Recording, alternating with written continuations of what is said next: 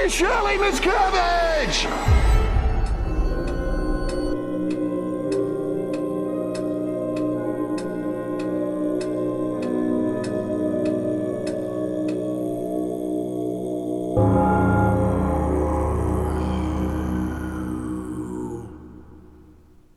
And hello out there in podcast land. It's 13 O'Clock Podcast, episode 43. That's right. We had a good guest today. Yeah, we don't usually have guests, but when we do have a guest, we tend to have an awesome one. Yeah, it's AGP. He came back again. Yeah, way back on, if you guys remember way back on episode 4, we had the Angry Gay Pope on talking about, it was called Infiltrating Scientology. That's right. Yeah, and we had such a good time with him, and he's such a cool guy and such a funny guest, and we've been wanting to get him back, so we finally got him to come back and do an interview, and we were very, very excited about it. Yeah, we promised to have him back as a semi-regular, so we'll probably have him, maybe twice a year. Yeah, we're shooting for December again, having him on. Yeah, he's good to touch bases with, see what Scientology's up to. He's been on a few missions and new missions, and he's got some new videos out on his channel. Yeah, on YouTube. So we did a show about what he's been up to lately. It's pretty cool. Yeah, so definitely go check out his website, which is angrygaypope.com, and check out his YouTube channel, which you can find just by searching Angry Gay Pope, or I think his channel is called The End of Scientology, though. Yeah, and if you don't know who AGP or Angry Gay Pope is, go back and watch the first show first, and then come back with this one. Yeah, the guy's an absolute riot. Yeah, because this one he kind of if you don't really know that much about Scientology, some of the stuff he said might not make sense. It might be over your head. You want to go back to the first show, and he can give you kind of the basic training that you need to understand what it is he's talking about. But honestly, if you've been watching Leah Remini's show, then you'll know. Then you'll know what he's talking about. And and I'm gonna do some pictures and stuff like that he has from his website and whatnot. Yeah. Well, what else is going on? Book's been selling real well, hand over fist. Oh, thanks, guys. And thank you very much to everyone who's bought my new book and my old ones too, because those seem to be selling too. They're cross-selling each other. That's awesome. And podcast numbers have gone up. We have to have at least maybe 2,000 regular listeners on the podcast, which is awesome. Yeah, and if you guys are podcast members only, please come back and subscribe to our channel on the YouTube channel. Yeah, so we know how many of you are, and also like and subscribe, all that kind of stuff. You know the drill. And go to our Facebook page and like us, go to Twitter and follow us and blah, blah, blah. We also still have samples on all the books, the audio books. I don't have many left of the Unseen Hand, but I have some of the other ones. And we may be able to ask special permission to get more. Yeah, and I might get permission to get more if I run out. Right. So they might give me some more codes if I ask them very nicely. Yeah, but you have to leave a review. Yeah. If you don't leave a review, we won't give you any more. Then you suck and we hate you. Not really. We love you guys. And also shout out to Project Entertainment Network and Armand Rosamilia. We actually saw him this past weekend. We recorded some episodes of the Scribbler's Rest podcast where it's like a gaming podcast. We were playing Pathfinder. Right. So it's like, you're doing like a role-playing game and you're just kind of dicking around, and they recorded and everything. It was fun. It was really fun, and I had never played Pathfinder before, but I think we did okay. I killed a couple monsters. I did okay. Yeah. I supported the team. Is there anything else we got to tell them about? I don't think so. I think that's probably all the housekeeping we got to do right now. Let's go ahead and start this show. You guys are going to love this one. This was really funny. Yeah. So listen up to Interview with the Angry Gay Pope. All right, AGP. It's been a while, man. We haven't had you on the show for 9 months, huh? Yeah, it was episode 4. Yeah. Yeah. We've been busy. My friend I met, Nasty Nathaniel, and I have been doing videos together, and he's been involved in Cop Block and doing things, going to police and other locations and doing what Scientologists call a loud investigation of them and poking them and seeing what happens. And I go, it's much more fun to poke Scientology, because then they'll get 10 times more cops here for you. You just poke the cops and you poke them. So hold on, back up. So you're actually protesting the police that are associated with Scientology? Is that what you said? Yes, you put them in an uncomfortable situation. I just posted some videos at my website, angrygaypope.com, this weekend of some police we met in San Bernardino County, California, outside of Scientology's, quote, secret vault, where some of their highest level operatives may be stored in a kind of permanent concentration camp. And they were all so uncomfortable. And although it was a misdemeanor trespassing charge, there were 5 cop cars, No, I'm sorry. There were 4 cop cars, 5 deputies. One of them was as a supervisor, and they detained us for like 20 minutes, half an hour, or whatever. And we said, you could find these missing Scientologists in this time if you had devoted this much manpower to that, which is amazing. Like human trafficking is a felony. Okay. Just a little bit. Okay, can you back up and explain? 20 feet that we're 20 feet from the spiked fence, It's like you don't have to be Nancy Drew to investigate this. Officer, doesn't this look suspicious? Okay, can you back up and explain to the audience briefly what it is that you're talking about? This is a secret Scientology gulag base, right? Yes. So it's unlike most of Scientology, which I protest, which is in Hollywood or maybe even Riverside. This is in San Bernardino, in an isolated outpost. At Rim of the World, it's called. The town is called Twin Peaks, and it's just out of like a spooky David Lynch story. But I'd feel much more safe in the David Lynch version. At least during the commercials, you could get the hell out of town. So, how many raids have you been on in the past 9 months? I would say raids being protests, I would say one every like 3 weeks. Yeah, anything to report? Yeah, so the big deal started in January when my protester, Nasty Nathaniel, wanted to go to the Inglewood Ideal Org so bad, and he kept talking about it. And it's like the Inglewood Ideal Org is a place that the church established in Inglewood about 5 years ago. And they own a beautiful building there, and then they own another beautiful building in the area that's like an auditorium. And he wanted to go there, and it's like been on my checkoff box for a long time, but I haven't been there. I could have gone to the opening, but I didn't because they know that you're coming when there's an opening. So the police and everybody is front loaded against you, so I don't show up for those a lot. Yeah, I saw the video. I saw the video of this one. It's awesome. They even have this particular. It's almost kind of like it's blatant, almost blaxploitation going on at that particular org. It's like, what do black people like? Fried chicken. Let's throw fried chicken at them while we sing, Roller Boogie from the 1970s or something. They even had a fake black preacher up there. But instead of, and the guy's going berserk, and instead of talking about Jesus, he's talking about something Scientology. Yeah. Up the crowd. And then people with batons and banners do cartwheels and the whole event's over. Yeah. And they don't put that out there. So I had to pull that off of a video of some guy who was affiliated with some of the musicians and actors they hired for it. And he took it because otherwise they don't allow that. And I think it might even still be up. But yeah, I grabbed it. You got to grab that stuff because they won't promote it or show it. And there's no other way to see it. And that was the opening. And we showed up like 5 years later on Martin Luther King Day. So just by coincidence, it was Martin Luther King Day. And I'd like to think it was such clever marketing that we knew that the church would all be out marching in the Martin Luther King parade with like a bunch of white hypocrites and leave them like nest unguarded. I would love to say that was our whole total plot, but like it was just dumbass luck. I'm like, there's a Martin Luther King Day parade? And they're all gone. So there's like nobody there in one of the locations. We end up wandering around. There's only 2 people in the building, and like I could have infected their computers with viruses or like riffled through their logs of who's coming in. What's so funny is that the orgs are in such bad shape. If somebody shows up, and you can plainly see this in AGP's videos, if someone goes to the org, they immediately call security. Why are you coming in here? Yeah. Something's wrong. Something's wrong. No Why one's is somebody usually in here? No one's usually in here. Why are you here? It must be bad. Oh, you got to see it. It's hilarious. The only people that end up showing up anymore are like journalists, smart asses, anonymous snoops, and people who have to use the restroom. When I was in Pasadena 7 or 8 years ago, the Pasadena Ideal Org, there was no one in there but us 2 protesters, and this lady wanders in with this big cup of 7-Up, and she wants to just use the bathroom. And that was the 3 of us. And there's no toilet paper. I should have gone in to look. I found out in Inglewood there was, There was at the one building, I managed to get into the bathroom and look, and there was, but they may have been paying. We'll get into the second building in a second, but the first building, the Ideal Org, we walked into, and right away, like security's curious. They like, I shouldn't have said that I was here to take pictures of architecture. That's like taking pictures of the architecture of a McDonald's.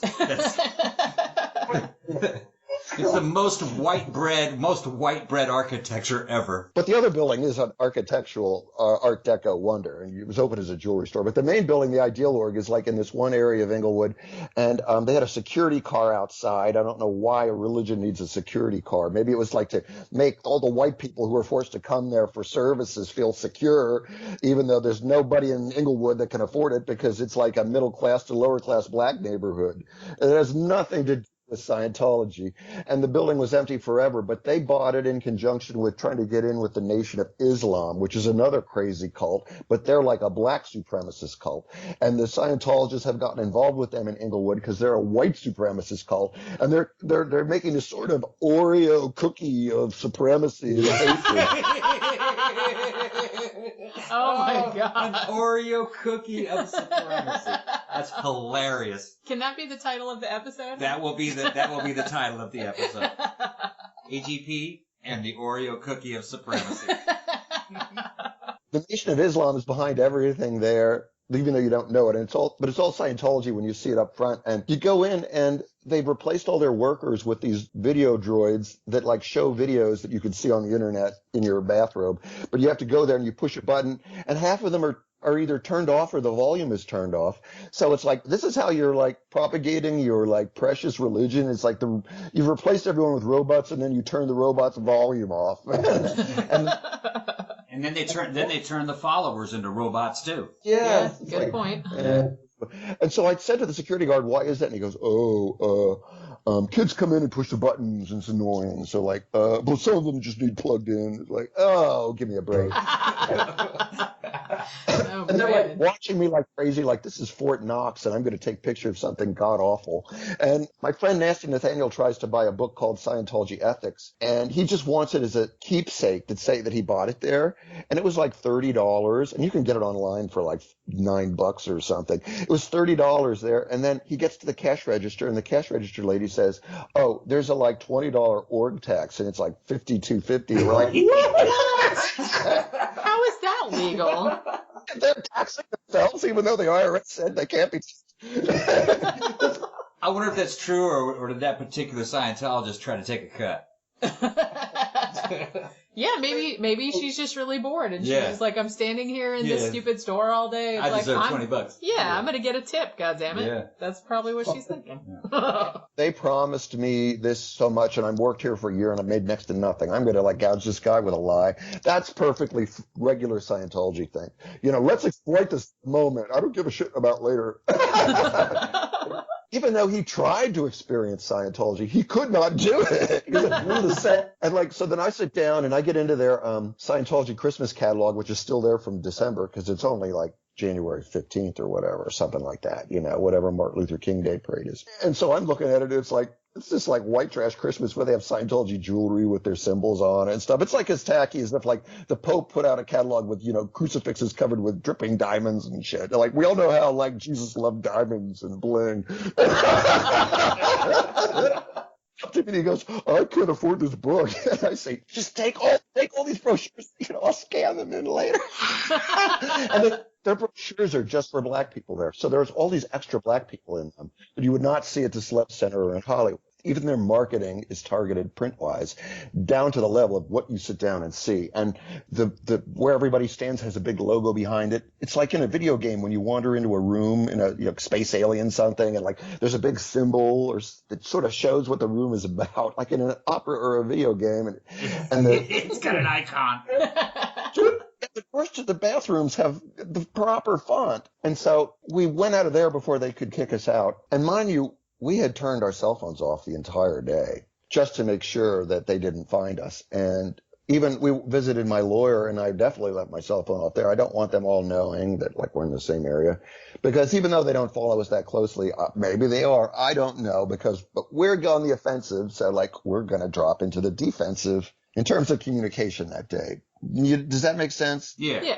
So we get to this second location, and it was a jewelry store that was built like in the 1920s or 30s. It's this gorgeous Art Deco thing with a giant spire, almost like a church would have. And it's like the tallest thing around. We took pictures of the spire far away. I get to the back, and the whole back of the building is this huge series of cages, like 50 feet across, that you can see online, of cell phone tower equipment and the backup batteries if the power fails and stuff like that. This huge thing from AT&T. So AT&T is making a ton of money off them. You can see the cell phone antennas up there on this giant religious-y tower that was originally a jewelry store. I don't know why they built it there. Maybe Inglewood was a different neighborhood, but it's like the perfect white elephant for them that like they buy these buildings, both of them in Inglewood, that were like unoccupied for a long time. And then they totally tear them apart and rehab them and upgrade them, which is great, even though they totally cheat the law doing it. But, it's just sad to see these like great buildings that are kind of useless being taken over by scumbags like this. But they are making a bunch of money off of AT&T renting that place as a giant cell phone tower. And that's its only real function. And do you think that people that were bilked out of their money to buy this Inglewood Community Center auditorium will ever see any of that AT&T money? Hell no. Of course not. Yeah. So scam is like, we got to get into Inglewood. The Nation of Islam wants to partner with us. Like, why don't you want more black people in Scientology? Are you a racist? They get all this money together to finally buy it, and then it takes them forever to upgrade it. And then it takes them even longer to do something else. And then once the Scientologists have been sucked out of money, the great leader takes the deed. And just like in Monopoly, it's like as if the Monopoly board was covered with ants that gave you a hotel, and you just thought, God, take it from them, and it's gone. So they're not going to see any of that money. Only the church will. And we go inside, and like first of all, the door was locked, but I managed to make the woman behind it open it with my force powers. I've used Star Wars force powers to get into the locked door at the Hollywood Educational Literacy Project, too. Oh, the weak-minded. Anyway, I can't do an Alec Guinness. It's a great video. Yeah, so she opens it up, and we go, are you closed? And she goes, no, come on in. There's only me here or whatever. And we're like, ka-ching! And we go in, and like, she says, sign in and do our welcome form. And so I give them bullshit information. And it's a shockingly beautiful building with this unbelievably hot mural. We walk in and we go like, wow, it's like you walk into like the Jurassic Park building, you know, when the movie starts, and it's like, whoa. Wow. And they have a beautiful mural that has no Scientology images in it, or L. Ron Hubbard or symbols or anything. And it's all about jazz and black people, and it could be any building's mural. So they don't have to chip it out when they sell it off later to big profit. And she takes us past the typical video bots and stuff like that. And I'm stoned out of my mind on marijuana that my lawyer had puffed into my... I got stoned at my lawyer's before we went there. He said, sure, like, dangers de la marijuana. It's like, oh, I don't speak Spanish. It's like they have anti-marijuana crap in multiple languages. So she puts us in front of the video bot that we saw at the other place. Again, the like volumes are off and stuff like that. And she leaves. I have Nasty Nathaniel sit there because I can't stand to look at the fucking video. It's like throwing holy water on my ears. I've watched them. I've edited them. I don't want to see them again. It's like they're real life. Like I don't want to hear about L. Ron Hubbard, who was born in he was riding Grange Broncos when he was only 3 years old. What the fuck? Killed 5 Indians when he was only 10. And so Nasty Nathaniel is new to this. Like he has a thicker skin that can tolerate it more. And I walk back in the back, and it is like Jurassic Park. There's this lost world of like nobody there, exhibits and things. And I went in the bathroom, and they had toilet paper, which was probably paid for by AT&T, your local cell phone, which is one of the reasons why. And then Nasty Nathaniel's like, he's going to turn his cell phone on. It's like, no! Put a flashbulb on your head and say, look at me. We spent our entire day getting off the cell phone grid so they can't track our whereabouts. Yeah. Well, not this church, but the sleazeball guys they hire. Right. And if something big enough goes wrong, they kick the message up to the next person, who kicks it up to the next person. Within an hour, Miscavige knows. I don't know. Yes. What has he got to do all day? He already plays video games all day. That wouldn't surprise me, actually. I noticed up through your videos that you have a new cutie. His name is Captain Handsome. Captain Handsome. Yeah, Captain Handsome. You seen him? We'll get to him in a minute, but I just want to finish this story. So, like, they have toilet paper, so that's good. So then Nasty Nathaniel and I end up going downstairs, but first we turn on all the computer display video bots to make lots of noise so they won't hear what we're doing. And it sounds like we're consuming something because she's just sitting at the front desk like half a mile away in this gigantic building that's empty. And we go downstairs and, like, there's all the Scientology places you see in the videos, but it hasn't been used in 5 years. And there's like the rooms where they sit next to each other and stare at each other. And every room has a big symbol. One of the rooms had actually a symbol of black people on it. It's a sculpture. Each room has a major expensive sculpture that goes into the back of it. Like there's one room that says the Way to Happiness room, which I don't know why it needs a room since it's a brief brochure. They're like, what do you do? Stick people in there at gunpoint and make them read it or something?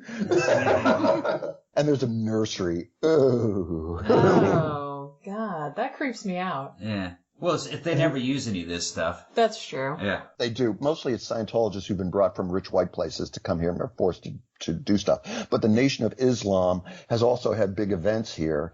And Mayor Eric Garcetti and the chief of police, what's his name, they showed up and it's just sick. But I go to some of my Scientology protest buddies who I said to one of them who was on Leah Remini's show, I said to him, how can they do that? It's just gross. It's just awful. Both those organizations are awful. And it says Scientology right in the front of the building. He goes, they have various constituencies. This was a event where gangs were brought together like the Crips and the Blood to like bury the hatchet. So the Church of Scientology gets credit for hosting it. And I mean, they get credit for doing those things, but they and the Nation of Islam are just like Looney Tunes nutcases that have to be stopped at any time you can. Yeah. And so we left that one, and the whole music was Jurassic Park. And I used to get in trouble making videos where I just steal the music from Jurassic Park, even though they don't care because it's an ad for Jurassic Park. Yeah, the James Bond movie songs are all songs with the name in the thing. So like Live and Let Die makes you want to see the movie. So give the fucking song away. Right. But you can get into copyright problems. So now I just go and I do like Jurassic Park cover. And all these people have done these beautiful versions of a certain song, and I can use it all through the video in different ways, so that you get like you end with the heavy metal Jurassic Park, and another guy he's doing Jurassic Park on the zither, and it's very like childlike and touching, like.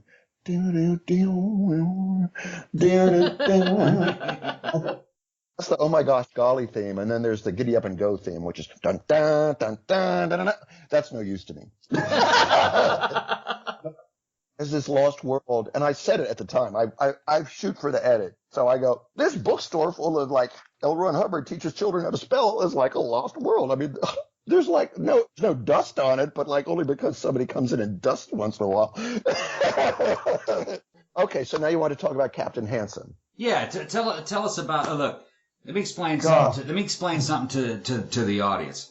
Your work has made celebrities out of many of the Scientology guards. There's Frank Paulo. There's a bunch of them. All right. Nathaniel says it's like a TV show and we're all characters. Exactly. Yeah. It's exactly what it's like.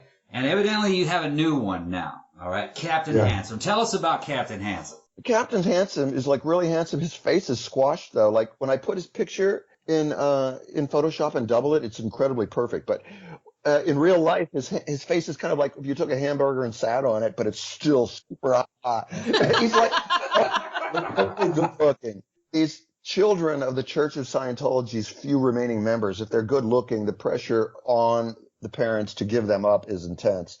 And he's now a security guard. He's on the bike sometimes over at Big Blue with some other guards like Odo Huber and Roy. But I saw him at the Hollywood Information Center on Hollywood Boulevard, not far from the Chinese Theater and Hollywood and Highland. And he's so good looking. It's like the Scientologists have this magical future realtors or pharmaceutical representatives of America club. You all kind of look like that. Yeah.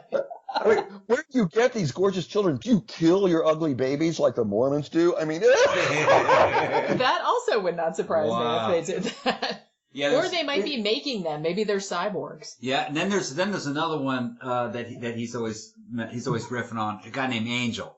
And he just posted a new video where he was on raid, and Angel's there, and standing next to Angel is, I swear to God, this guy looks like a human weasel. I've never seen a man that skinny. Who was that? AGP. Oh, was that the guy who was like, he was gray and grizzled and he was like, had a push broom thing? No, he was standing next to Angel. He was blocking ingress. There was a guy standing next to Angel in the Scientology door. I think he was either related to Angel or maybe just another Scientology's kid. But this was the skinniest looking guy I've ever seen. He looked like a human weasel. I'm going to show pictures of him on the show. I don't know who it was. He was sitting there looking at you like you were from another planet. I assume this is another sewer worker that has been like malnourished. Must be. Yeah. He was probably about 18, 19, standing next to Angel, and he looked like a human weasel. I've never seen anybody stand that way. It wasn't Odo. No, it wasn't Odo. That's common enough that I might have missed it because I was like distracted by Scientologists saying we were going to arrest you at the time or whatever. Now, you did show Odo, and Odo has a new style. He shaved his beard, I think, didn't he? Actually, it's starting to look decent looking, but I still can't stand. I mean, it's makes me want to vomit. Anyone who gets me arrested for 4 days on false charges, like, I'm sorry, you're ugly the rest of my life. and then it also looked like Frank Paolo made a surprise visit in one of your videos. Yes, I have a lot of that material, but I just haven't had time to edit it because, I have like my other jobs and stuff like that I do. But I want to get donations higher. I could spend more time on it. But until then, it's going to take a long time with this backlog of Nasty Nathaniel protesting so much stuff. But I got lots of Frank from Easter. And I put up a little clip of it where one of the Scientologists shoves me around and Frank and I get into a row about it because I was arrested for just spanking a Scientologist's ass once. And I remember that. That was 2015, I think, wasn't it? I had no camera. You can only see it in the Scientologist's own security videos they entered as evidence against me. You can imagine what the DAs are saying when they're boring lives and this crazy crap comes along. They're like, let's give it to the gay judge. Okay. And on that note, we need to take a break, so we will be back with the Angry Gay Pope in just a few minutes. Watch out. There's a new terror taking over kitchens around the world.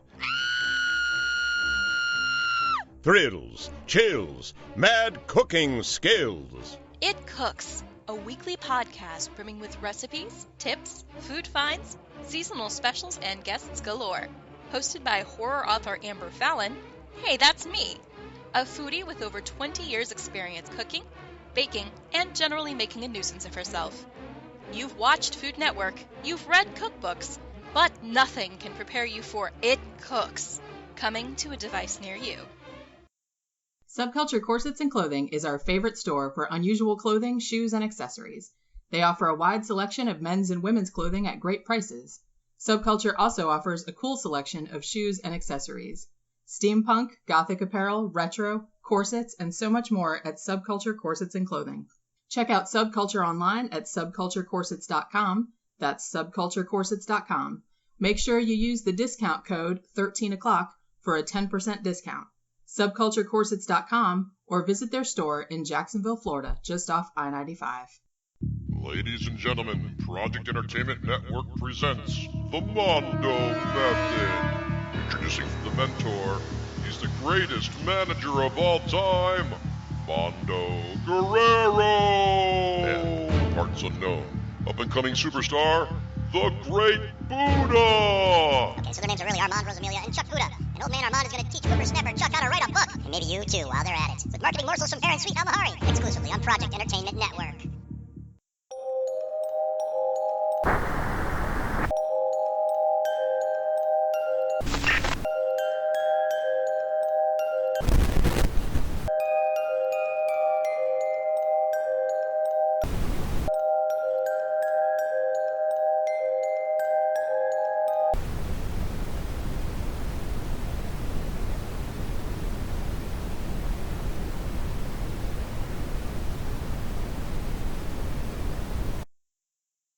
AGP, I have another question. Can you explain to me this video, Santa Homie? What are they doing with Santa Homie? There's a video I put up, I made a copy of because I never wanted to go away, of this black Scientologist who was at the opening of the Inglewood Ideal Org. He's one of their black representatives. He thinks he's going to be some rapper, and so maybe he has money and they're sucking it out of him, I assume. But he's like this no talent guy who, of course, has come to Hollywood and they've opened their doors for him. And he's like, he took his beard and he made it into 2 dangly little like braids or whatever, like, and it looks like there's like slobber or cum dripping off his and they put him in this Clearwater Christmas palace, because what better winter wonderland is there than Florida, soon to be underwater from steaming global warming. And he sings this song called Santa Homie, which I am so naive. I thought he wrote himself, but apparently it is another song that he just changed the word. Yeah, it's a cover of a rip-off of another song. It's pretty bad. It's pretty bad. Sure, when Warner Music executives went to go after him with rights, they go, "Oh, Church of Scientology, well, never mind, let's let him have it."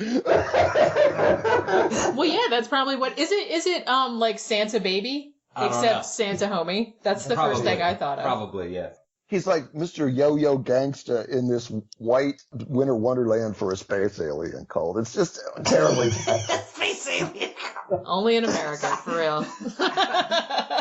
Okay. Here's another story. AGP, tell the audience about the story of the gay starving Scientologist kid. So yeah, I wasn't planning on shooting a video, but I was going somewhere, and I guess I had my camera on, and I came back from it on the subway. I was downtown and came back on the subway at the Hollywood and Highline. I come out and there's this starving Scientology kid, skinny and tall, like the kind you saw before, obviously malnourished, which is what they do, because if you don't get enough sleep and you don't get enough protein, your brain doesn't react properly.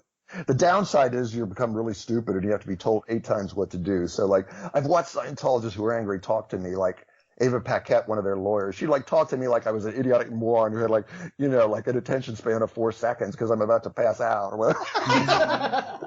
Yes, like you work for free and you haven't had enough to eat, but you're still going. And no, you're an idiotic moron. I can't get you to do anything properly.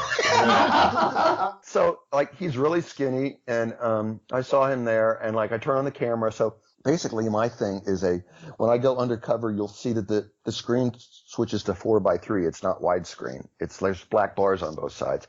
That can mean that I am undercover and they don't know that there's this like camera hanging around my neck, recording low resolution video and nice stereo sound of everything they say. So I walk up to them like I'm C-3PO, but in reality, I'm this bug-eyed little R2-D2 with this eyeball watching them coming out of my belly button.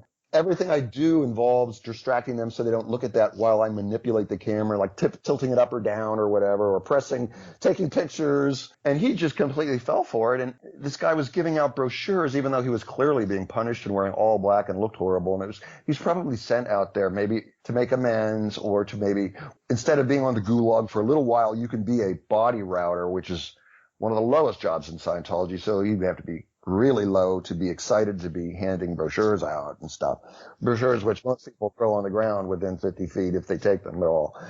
I made sure to get him in trouble and point out to him that I'm a major protester, a suppressive person, an SP, and that L. Ron Hubbard said you shouldn't even be talking to them, and like you're doing it. So the great leader has all these rules for what you should do, and I know what they are, and he wasn't doing them. He goes, "Oh, but I like you." What I like to do is I take these little glimmers of humanity and creativity or protest and spunk that they may exhibit and just crush them. Let's talk about Scientology, AGP. The more on camera that I identify myself as the enemy and they engage with me as a human being, the worse it is for them later. So it really crushes that last bit of I'm a person right out of it. AGP, let me ask you a question. If a Scientologist has sex with somebody, are they having sex just with that person or with a whole bunch of other people also? They believe in these hyper realities. Can you explain this? Well, first of all, with Scientologists and sex, I mean, when you're a public Scientologist who just goes into church or whatever and comes back, they want to hear everything about you, even had a boob job or who you slept with. They want to know everything, your sex life, your sex peccadillos, so that they can blackmail you and so that they can connect with other Scientologists that you're sleeping with and know everything that goes on about everyone at their most personal level. Then the second level of sex is in the Sea Organization, which is their priesthood. You can't have sex with someone who's outside the Sea Org. And if you do and find out that people have done that just to get kicked out because they want it out. One guy went to a strip club in his Sea Org uniform dressed like a sailor and told them all about it loudly so he could get kicked out. Ironically, that's the easy way. If the hard way is I would like to leave and then they tear you apart for 6 months and you don't leave anyway. So sex in the Sea Org is very limited and you're not allowed to masturbate and you're not allowed to date people outside the Sea Org, but you never have time to meet anyone of the opposite sex in the Sea Org anyway. So like, it's a massively sexually repressed, shame on you for masturbating. People are sleeping around behind the scenes and breaking the law constantly because the law is so stupid and phony. So that's another level of sex in Scientology. And then the final level, as we get down into the level of dynamics of this ones and twos, sex in Scientology is like, each person is not a person. It's a ever reincarnating thetan. So you are all the people you were in the past and might even be in the future. So like they tell everyone that everyone was basically Luke Skywalker a long time ago in a galaxy far, far away, because it could be in another galaxy, and the galaxies are huge. A number of people or things you could be on different planets as your thetan spins around. Why, when you die, I believe that your thetan orbits Venus a couple times. I'm not kidding. I told you L. Ron Hubbard, the creator, had the rules for everything, but I'm not here to badmouth L. Ron Hubbard. But because of that stipulation that everybody is a reincarnating being, each reincarnation is like a little unit in a centipede. So when you have sex with that person, you're theoretically having sex with all the people that they were in the past, which is like more legs on a centipede. So we aren't just one human being. We are like a centipede, and you're only experiencing one little segment of this centipede with its two little legs, and then you put it all together, and there's like 400 legs. Ooh! Dirty. I think it's funny. So you're not just having sex. It's not just sex. It's more than that. It's sex with a centipede. Yeah. I think I saw that movie. I don't want to see that movie again. That's hilarious. One thing I've noticed Scientologists, even like ex-Scientologists, they believe in what they call the tone scale, even if they don't realize they do. I guess if you become a Scientologist early on, it's hard to get this thinking out of their heads. Yeah. One of the benefits of Scientology is that it claims to be scientific, which means dividing things into scales and groups and individually understandable concepts instead of vague things like love. What does that mean? So the tone scale is their way of relating to people, kind of like some people use horoscopes. And instead of being a Gemini or a Leo or whatever, you're an up and down on this thermometer that gets better the higher you go and worse the lower you go. And so I'm 1.1 on the tone scale as a homosexual, which means I'm really scummy. And each one has a position. Like 1 is like a position of danger, and like 72 is a position of hooray. I mean, they're conditions. And like when you see Scientologists protest and they go over to other Scientologists, they go, because of what we're doing today, you're going to a lower condition.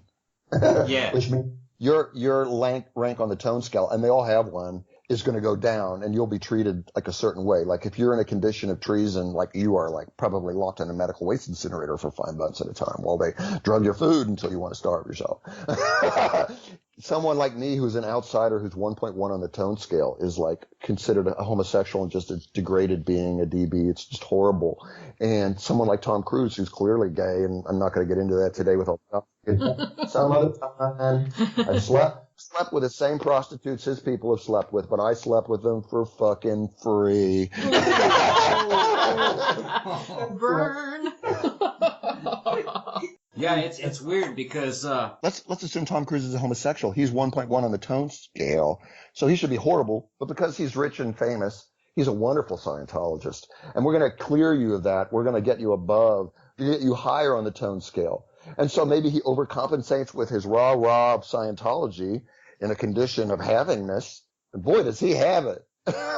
He's got so many places. Anyway, that he's selling off now. But he's in a condition of havingness, not 1.1. So the tone scale is a theoretical thing that they tell the people, but in reality, they don't pay attention to it. Because if you're gay and you're rich, especially famous, like, oh, you're really high on the tone scale. Okay. Yeah.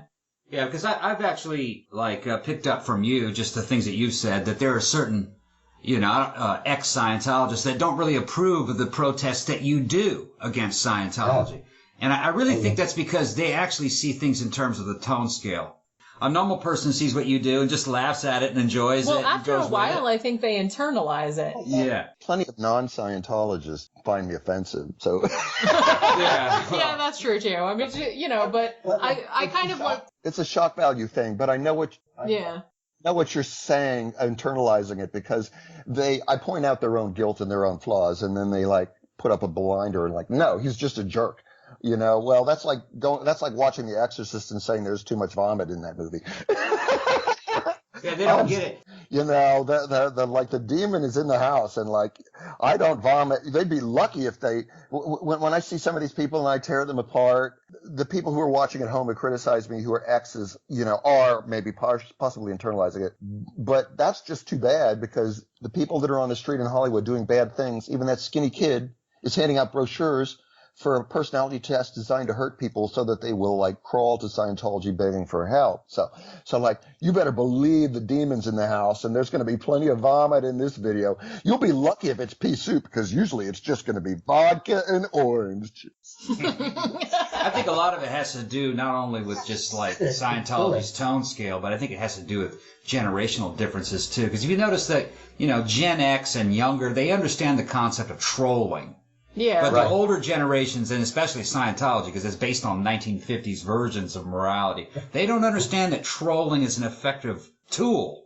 They don't get it. They don't seem to. It's like, oh, that's immoral. Doesn't matter if it's for a good purpose or not. And one thing I noticed, because I lived in Clearwater for a while, and I worked for a company that was full of them, that was owned by a Scientologist and a bunch of people, and they really don't have much of a sense of humor about anything. No sense of humor, no concept of how useful trolling an enemy is. They didn't, if I said real passive aggressive bitchy shit to them, it's they just went blank faced. They didn't get it. No. They either take it literally or don't react, kind of a thing. Yeah. Right. Those people you saw with the note in that workplace, and you've seen Scientology closer than I have, believe it or not, because of your position. Those people that have no sense of humor, they have no sense of irony. They can't put things in quotes, you know what I mean? They don't understand trolling. That's one side of it, but the flip side of it is OSA. Those are the sheep, the wolves of Scientology. OSA, they really understand trolling. So they're using it. You just watch those incredibly childish hate videos they make. I mean, they are the kings of trolling, and they would hire people or take over anonymous websites like whyweprotest.net and just infiltrate and troll and take over. And one sleazy PI would have 10 sock puppet names and all log on at once to badmouth me. And they would all agree that I stink. As if it mattered, though. They do. I've seen some of the websites that they've made against people that spoke out against them and stuff like that, and they're really lame. I thought they were lame. They're not effective. Nobody buys into that. Nobody cares. And I would think, especially nowadays, the stuff that they're oh, we have all this dirt on you. It's nobody gives a shit about that stuff. No, nobody cares. No. This is not 1955. Right. Nobody gives a shit. Would you care if Tom Cruise or John Travolta was gay? I mean, it's Carrie Fisher said before she died, John Travolta, we're all talking about you. We're talking about you. Just get over it. But they can't. But you see, just like I said that the security was on us the minute we walked into the Ideal Oregon Inglewood because nobody goes in there. It's would you have seen that video of the hate things if you weren't interested in it to begin with? No, it backfires. Of course not. The only audience that hate video is made for is the great leader David Miscavige, and that's why it's so childish and stupid and living in a bubble world kind of a view. And you thought it was incredibly unhip and tacky, I'm sure. So it's only made for him. And if you watch the videos that Saddam Hussein made about his enemies or what North Korea makes about people, they have the same incompetent bullshittery to them, except the Scientologists have better production values than Saddam did. And now he's got to worry about Leah Remini's drones flying over his house. Leah Remini doesn't have drones. Her show just takes advantage of the free drone footage I gave them that a friend of mine uploaded. We got to put some of that in. We got to put some of that in the video. So it's up in some of my Twin Peaks stuff we can talk about in a minute. But it's not drones from Leah Remini has to worry about. First of all, I heard a couple days ago before it broke on Tony Ortega's blog, TonyOrtega.org, that A&E is going to, Lifetime is going to do a cheapy Lifetime movie of her book, Leah Remini's book. I can't remember the name of it. But anyway, Troublemaker. Don't worry about it. Leah Remini's book. We know what you're doing. And so she's got a second season of her work that my stuff is going to be on again. And they're doing particular they particularly like the Twin Peaks stuff and things involving Scientologists, various legal people. I have lots of footage of that over the years. So you can expect to see some of that. And the nice thing about the Twin Peaks thing is as the production person told me there, good. I'm not sure we'll use this, but it really lets us use some new concentration camp images, because like the ones we were using of your old ultra barrier horrors were like we've overused those. Now we've got new black ones covered with spider webs and forest filth. She didn't say that, but that's what she meant. Okay, AGP. What do you want to talk about? Lay something on us. So, Nasty Nathaniel, and if you go to YouTube and search for Nasty Nathaniel, you can see his anti-cop videos. And a lesbian protester named G.I. Jenny, who's an ex-Marine, we all drove out to Twin Peaks, secret base where church leader Shelly Miscavige is allegedly stored. And it's the secret base where they built a vault into the ground, where L. Ron Hubbard's words are stored on metal plates in inert gas in a sort of extraterrestrial Tupperware that prevents them from... They cannot be dented. They cannot rust. They will not be exposed to the outside world. They do not know who the president is. They are there forever. And we went up there to see the one part of it we hadn't seen before. So the police ended up coming after us because they charged, the Scientologists had called and charged us with trespassing. And like the police came and they spent like half an hour with us. It's like 4 police cars, 5 cops. And like you could have found Shelly Miscavige by this time if you had like invested this much effort into that instead of seeing whether we're trespassing or not. So they said that we might be trespassing. It's just ridiculous. So I mean, what we did was first we went to a nearby Christian compound and trespassed there. And then we parked our car there without their permission. Because G.I. Jenny had discovered that if we park there, we can sneak through the woods and see the one part I haven't recorded yet by trespassing on their property. They own this big woods. But there were no trespassing signs. I saw one sign that was really faded that I think said, "Don't dig here because there's an underground gas line." But there were no trespassing signs, even though I knew the property was Scientology. They don't say so, so it's not trespassing. Is it? So then we get to the bottom, and then there's a no trespassing sign right on this big scary fence full of spikes and ultra barrier, which is 3-inch long aluminum porcupine quill things. Unfortunately, that no trespassing sign was not large enough and did not cite the proper California code. Therefore, it's an illegal no trespassing sign. So we're still not trespassing. If they had put up a legal no trespassing sign, teenage yahoos would be there all the time bothering them because it draws attention to it. And like eventually people, hip teenagers in Boring Town figure out what's fun to do in their neighborhood because there's nothing else around. And we looked. And this was through the woods, the back of their compound, which is known for being a security fence. And there was this long suspension bridge that was beautiful that was built about 100 years ago when this was a rich compound for the ultra wealthy of Los Angeles it was a big enough city now that they wanted someplace to go that was out of the way, that was not the quote big city. And you're up thousands of feet in the air and you could like see beyond the desert past Palm Springs to the ocean on a really sunny day. You could see a little bit of the Pacific Ocean on the horizon. It's so high up. It's called Rim of the World. Rim of the World? No. Butt licking. Now, I am trying to talk about religious matters. Okay. Sorry. The next thing you know, we're going to talk about amoebic dysentery and other diseases you can get from that. So it's a beautiful place, and the buildings are gorgeous, and they're over 100 years old. And here was this beautiful suspension bridge that ended in this ultra barrier zoo fencing inside other fencing. So there's like a suspension bridge, and at the end of it, just like in a video game, is a fenced-in area, and you can't get out of it. And it makes me wonder if that might be a place they stored Shelly at certain times over the decade or so she's been there.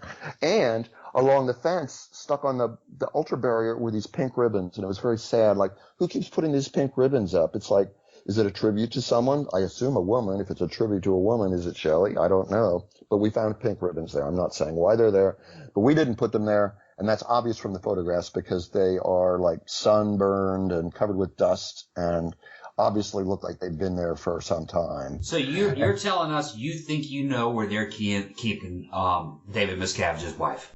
Well, I don't think that, but other Scientologists who have left say that her mail was forwarded to that location for years. Okay. It's likely that she's there. And if I was going to store her, I would always store her in the middle. And I would never let her go out. But we met a woman there who was on Tony Ortega's blog and has talked to me. I won't talk much more about her because she wants to be anonymous. But she's pretty sure she saw Shelly Miscavige over the past year or so in the local stores looking emaciated and with two young 20, 30-something handlers who were very close on her. This woman's a reputable source that has worked in the criminal justice system. And unfortunately, because there's so many meth addicts there, she has a big security thing around her house with dogs because there's so many meth addicts. You have to have that in the country. Otherwise, it's too lawless in San Bernardino. Can you believe it? So she can't be fair gamed. So they can't go through her garbage, but she's been followed, and she showed up and she gave us a little sign to put on there, and we left that sign there. And as we were walking along, taking all these incriminating photos, we just saw some lady inside who was like, she was wearing an outfit, looked like what they used to wear in Auschwitz with the little gray pinstripes, but she was really fat. So it was like fat Auschwitz. Oh, man. You cannot leave this place, but it's a rich place and we're full of money. And so like, you're going to get fat here because you can't walk long enough in one direction to lose weight. And the police came. First we trespassed onto some of their area and took pictures that were very incriminating. And then the police came and they said, they said they were going to charge you with trespassing. Were you trespassing? And I said, no. Mostly true. And like the good news is, well, the bad news is technically we were trespassing as I knew what I was doing all along. But the good news is that we didn't do any damage. We're just taking pictures, and they didn't properly document where you're not supposed to trespass. And no police report was filed, despite the fact that there were 5 cop cars there. So, like, I can say this, that their legal department is now writing all this down. I trust you because I haven't talked about this until now. And I haven't even run it past my lawyer. But the point is, they can't do anything because the main nastiness of trespassing is like they told us to leave in that area. We left. But we didn't break anything, touch anything, steal anything. We went through their forest, but we did not take any wood. That's a big deal in California. Like, if I would take a piece of wood out of there, that would have been more serious. Or if I had taken one of their oysters, that would have been very serious because there's these big trespassing laws in California about you can't take oysters. And I'm like, well, we're like 50 miles from the coast and up here so high. Snow on the ground. No oysters. So I can say, yeah, we broke the law. Yeah, we trespassed there. What are you going to do about it? What are you going to do about it?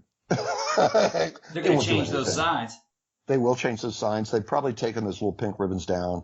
They're going to put up much more fencing. And when I was there in 2010, they afterwards planted so much fencing. They have double gates now. It used to be when I walked up there the first time, they had a gate. You could just walk up to this big glass window that was, bullet resistant and talk to whoever's inside through a microphone.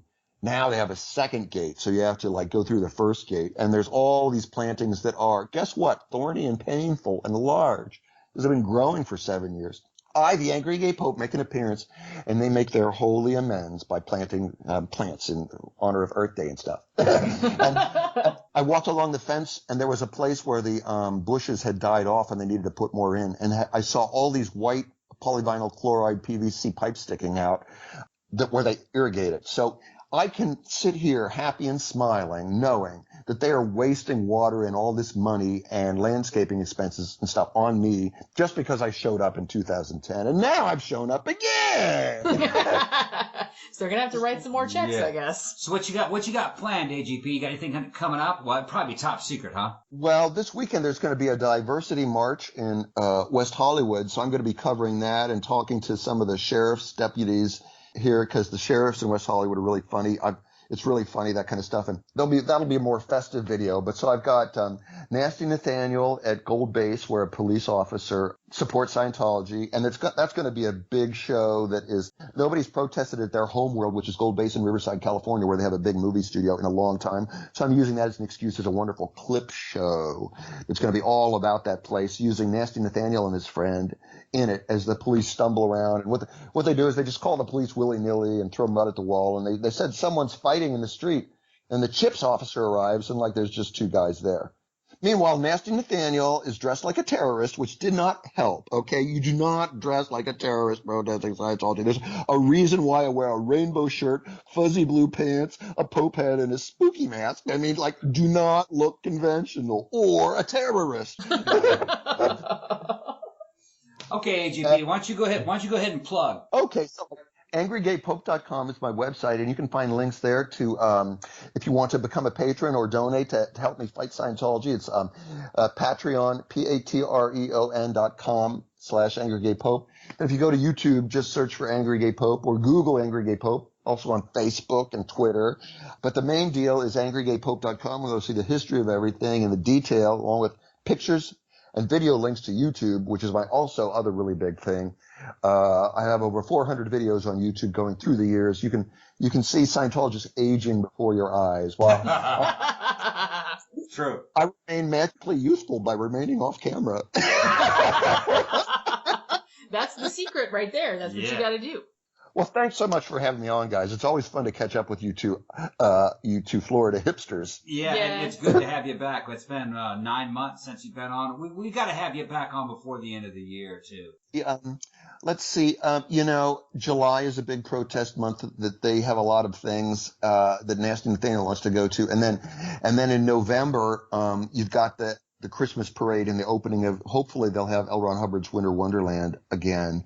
And that's always a cornucopia of interaction possibilities. So by the time we get to December, it'd be perfect. So why don't we say in December? Because that's about 6 months from, that sounds good. You know how to contact us, and when it goes down, just drop us a line. We'll have you back on, because I know the audience loves you, and they're going to want to catch up with you. So much. End of comm line. And end of comm line. See you, AGP.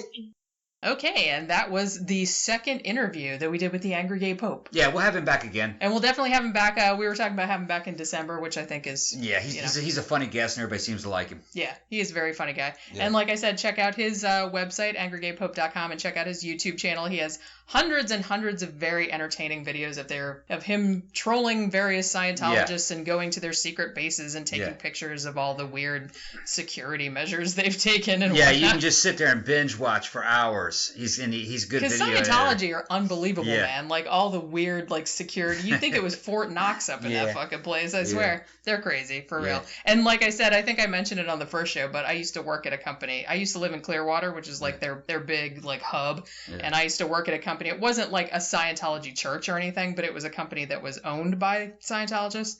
And a bunch of people that worked there were Scientologists. So that's what we were talking about in the interview, that I had worked there with them. And I only worked there 8 months, and then I kind of ran away screaming because they were so nuts and I couldn't take it anymore. Yeah, you talked about that on the first show. Yeah, so I think I mentioned that before. Right. But, in case you're too lazy to go back and they'll watch it. They'll watch it.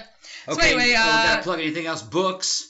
Yeah, buy my books. Yeah. Review my books. And if you want a free copy of one of the audiobooks, contact us and we can get you something. Yeah, and go to our Facebook page, 13 O'Clock Podcast. Go to our Twitter page, which is also 13 O'Clock Podcast.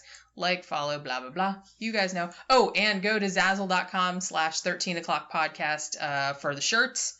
Well, shit, I don't know what else. Oh, shirts. T-shirts. I just said that. Okay. Bye. Reach out your hand and follow me. I have the code to the key to the secret of space. It's neurotology.